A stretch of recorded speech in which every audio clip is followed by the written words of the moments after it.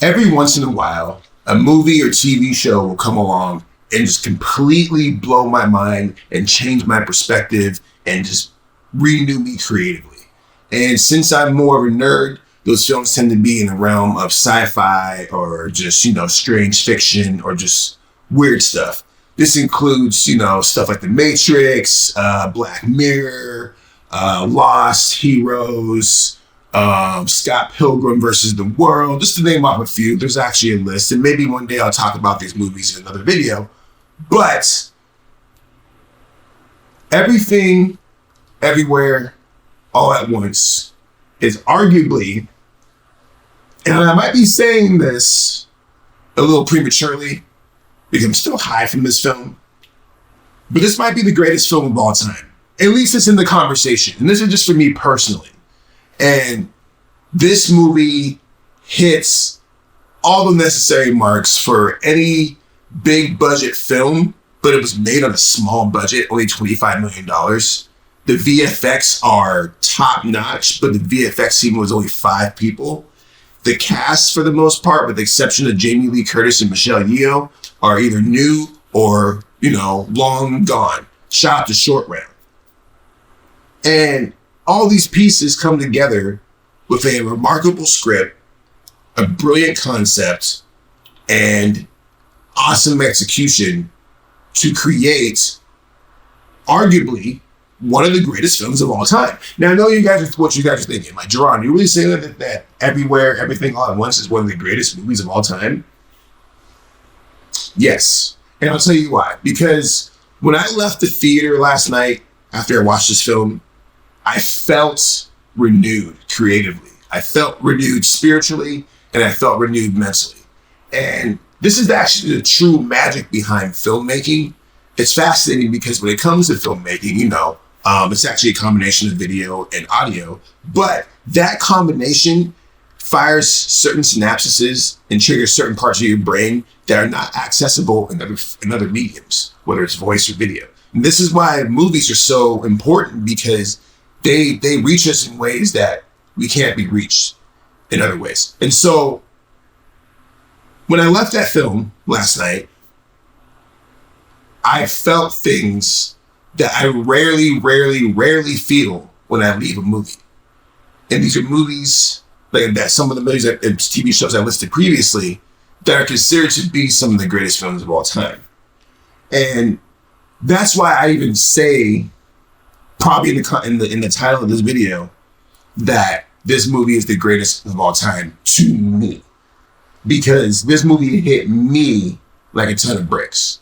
From the character development, to the casting, to the set design, to the costume design, to the progression. The only real issue that I had with this film was the length. It's a little long. It's 2 hours and 20 minutes. So again, it gets a lot in the last third act. With that said, I don't mind that. I mean, movies are getting longer now these days anyways. And I'm trying to keep this review spoiler free for the most part, because I don't want to give away any of the plot of this film, because this is one of those films that I think that you should go in blind to see. If you already saw the trailer like I did, then whatever. But if you haven't seen the trailer yet for this film, and you're just like randomly watching this video, I guess, without any knowledge of the film whatsoever, do not go read any of the full spoiler reviews of this film. And I'm going to do my best to try to give you a full review of this film, an in-depth review without giving it any plot details. Some of my favorite things about this film, actually, I think, and this is rare, my favorite thing about this film is the casting. And it's actually, I can't think of another movie where I think that I've just enjoyed how well they've casted this film. And I don't know how to pronounce your last name, I apologize, but Stephanie Hsu is incredible in this film. Breakout performance. She comes in this film with I said, I'm trying not to give any spoilers, but she comes into this film, and the role that she's given in this film is just mesmerizing. And the way that the script is designed, it allows her to really just kind of be all these different characters and all these different personalities, but at the same time, she keeps that same through line and that goal throughout the film. Michelle Yeoh's character, incredible casting. One part, and this is kind of a spoiler, there's a part in the movie where they actually use real footage from Michelle Yeoh's red carpet events. And that character that universe is based on seems to be a parallel of Michelle Yeoh's life. And what I like to wonder about this film is, she obviously chose the script because it's incredible, but I wonder if there was a lot of real world parallels between her character story in that movie and what she went through and how she ended up being who she is. Because you have to keep in mind that Michelle Yeoh is actually an accomplished kung fu artist, and that shows in this film. She does her thing in this film. The action is nonstop for the most part, which could be a lot for people who are used to slower burns, because once the action starts in this film, it pretty much just keeps going throughout the whole film. And while they still manage to, have those slow beats to kind of let you catch your breath, the film is kind of overstimulus. There's a lot going on. I'm actually rewatching it right now on the sneaky bootleg. And there's a lot that I missed on the first watch. This film, as soon as I got out of the theaters, I was like, damn, I need to watch this movie again, because there's so many things in this film that are in the background or little foreshadowings or red herrings that you may have missed in your first watch. And then as you know the story, so many other things fill in the blanks. Like, I'm watching it right now, I'm like, damn, I missed that. And the Daniels, the directors of this film, they really put their foot in this, just in terms of knowing what the stakes were of this film, which, it's a $25 million budget, right? So in the world of Hollywood, it's not a movie that's like, oh, this is a make or break film for Hollywood, yada, yada, yada. But for A24, which likes to focus on films that are more story driven, lower budget, and just kind of like more cinematic masterpiece category, Michelle Yeoh, Ki Hu Kwan, and Stephanie Hsu all deserve Oscar nominations for their role. Ki Hu Kwan, bro, we got to talk about this for a second. So, for those of you who, depending on what my demographic is and people watching this video, you probably grew up with Ki Hu Kwan and didn't realize it. Ki Hu Kwan is actually Short Round from the Indiana Jones and the Temple of Doom, and he's also the Asian kid from the Goonies. And what's interesting about his story is that after doing those movies, he decided to retire. He's like, I'm not doing this anymore. I think it had a lot to do with Asian stereotypes and being put in a box. And, he retired from acting, et cetera, so forth.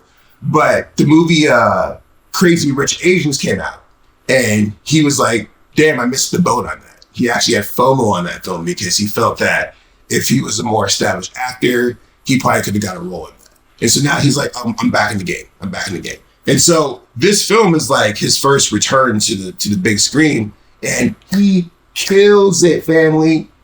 He crushes it. It's one of the best performances I've seen on screen in a very long time. And the fact that this dude is like a beloved childhood hero to me makes the story just that much greater. And hats off to him. Hats off to the Daniels for casting him. He deserves a nomination for Best Supporting Actor in this film. If he doesn't, Starstruck TV will riot, and we will burn down the Oscars and slap all the hosts. All of them. All of them. Just kidding, don't monetize me. Demonetize me. You see, we're not slapping anybody. We're having peaceful conversations. Anyways, the point is that his performance in this film really just is stand out. But honestly, everybody's performance in this film is stand out. It's so good the way they casted this film. Even Jamie Lee Curtis, who is probably the big name star and probably the most expensive person in this film, her role as the IRS tax agent is just fantastic. And once again, I'm trying not to go into spoilers because I really believe that you all should go into this movie blind. I'm not giving any plot details. I'm not going to talk about any of the ending, like the ending or anything like that, or any like I want to, but I think I'm actually going to save it for a podcast. So I can really dive deep. And you guys can go check out the podcast. We have the Quasar Cult podcast, by the way. Go check that out. Do it. But on the real though, this film affected me deeply. And what I really love about this film is that it tackles a lot of themes that are prevalent today, from, imposter syndrome, depression, all kinds of mental health issues, just people who are lost in the world trying to figure out what the hell they're trying to do in this place. There's so many themes that can be drawn from this film. You could go to this movie and just watch it for the action and be happy. Like, there's a lot of silly, wacky scenes, like insane scenes. There are 2 scenes in this film that are just insane.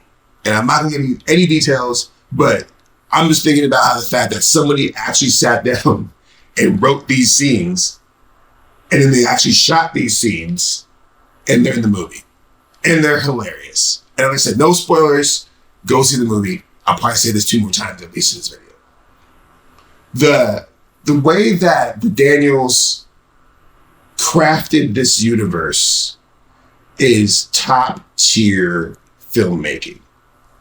And honestly, even with the length of it being 2 hours and 20 minutes, I wanted more. And I feel like this could have worked even better as a Netflix style series, like an 8-episode joint, to really flesh out some things. They really could do that, because I think that's the reason why the movie runs so long, is the fact that there's a lot to take in. We're talking about multiverse, talking about different characters. They have to do a lot of exposition to kind of break some things down. So there's a lot of that in this film.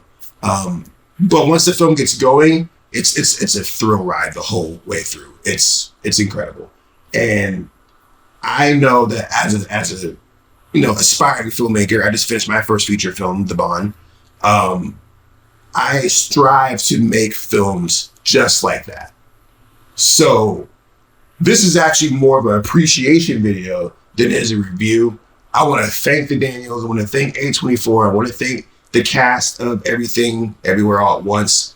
This is easily, to me, once again, before you all get all in your britches, to me, this is arguably the greatest film of all time, for me personally.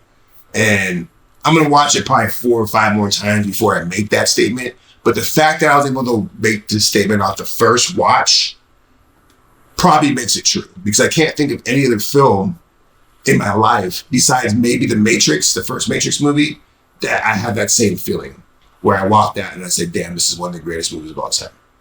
Another movie is Eternal Sunshine of the Spotless Mind. Actually, that's actually another film that actually hit me on the same level.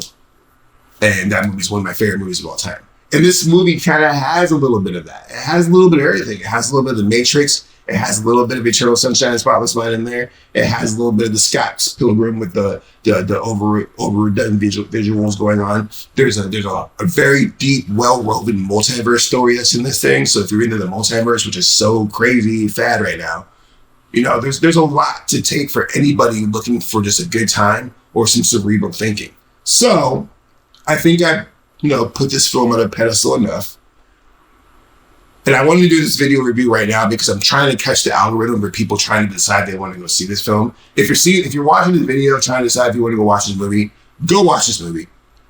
Go watch this movie and do it in theaters, because the experience in theaters makes it much better. I mean, I know that with my particular theater, there's a little laugh and a couple giggles, but I've been hearing, even in the sneaky bootleg that I got, get a crowd roaring and laughing. And it's an experience that I think is better enjoyed with seeing it with people. So go grab your homie, grab your girlfriend, grab your wife, take them to go see this movie, and then hit me back and tell me how right or wrong I am in the comments. Hopefully you guys enjoyed this review. Star Trek TV will be back again with more reviews. Make sure you like, follow, share. Also check out our blog, quasarcult.com, for the latest in news, TV, movies, blogs, whatever. Just go check that out. Also, my feature film, The Bond, will be available May 6th on thebondmovie.com. Go cop that, please. It's on pre-order right now. It's only $15. It's not as good as Everything Everywhere All at Once. I know that. But it's really good. People seem to be enjoying it from the early screenings that we've been doing. So go check it out. Let me know what you think about that. I appreciate you guys watching. Love y'all. Stay safe. Peace.